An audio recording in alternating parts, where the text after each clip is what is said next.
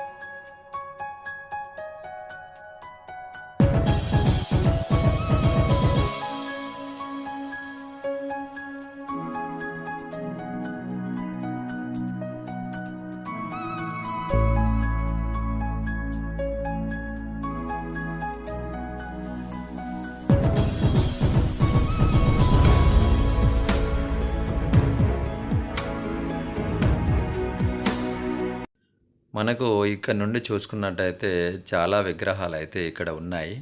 వాటన్నింటి పేర్లు చెప్పడానికైతే చాలా సమయం పడుతుందని చెప్పేసి అయితే పేర్లు అయితే చెప్పలేదు. చూడండి, చాలా విగ్రహాలు ఉన్నాయి.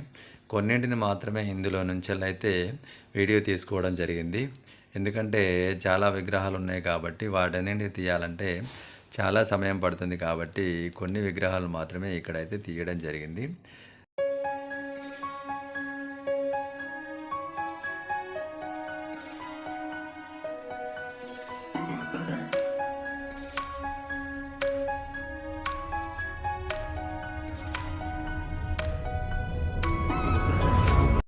ఇక్కడ చూడండి, మనకు ముందు చూసుకున్నట్టయితే మళ్ళీ శివలింగాలు అయితే కనిపిస్తున్నాయి కదా, చాలా ఉన్నాయి. ఇంకా ముందు ముందు ఇలాంటి శివలింగాలు కూడా చాలా ఉన్నాయి. చూడండి, చాలా బాగుంటుంది.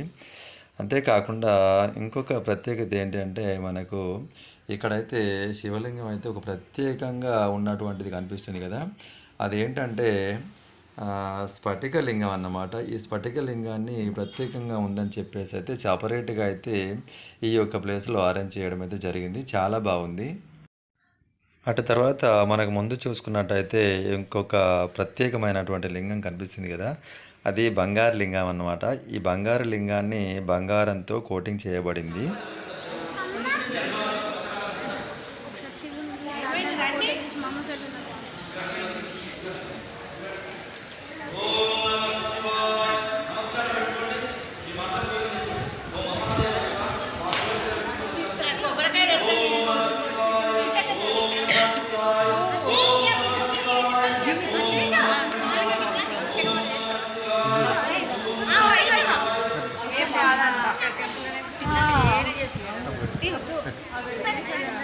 మళ్ళీ పొద్దున అన్ని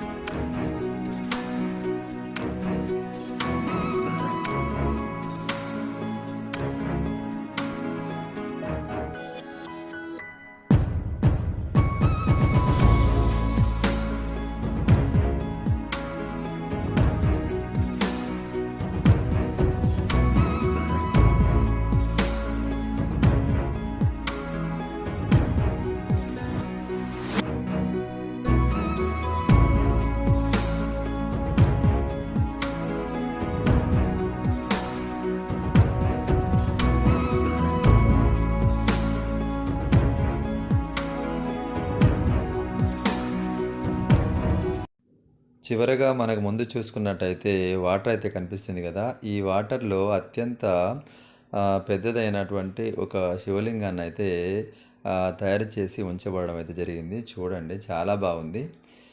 ఇది అన్నీ చూసిన తర్వాత అయితే మేమైతే ఇక్కడికి వచ్చేసి చూసాము.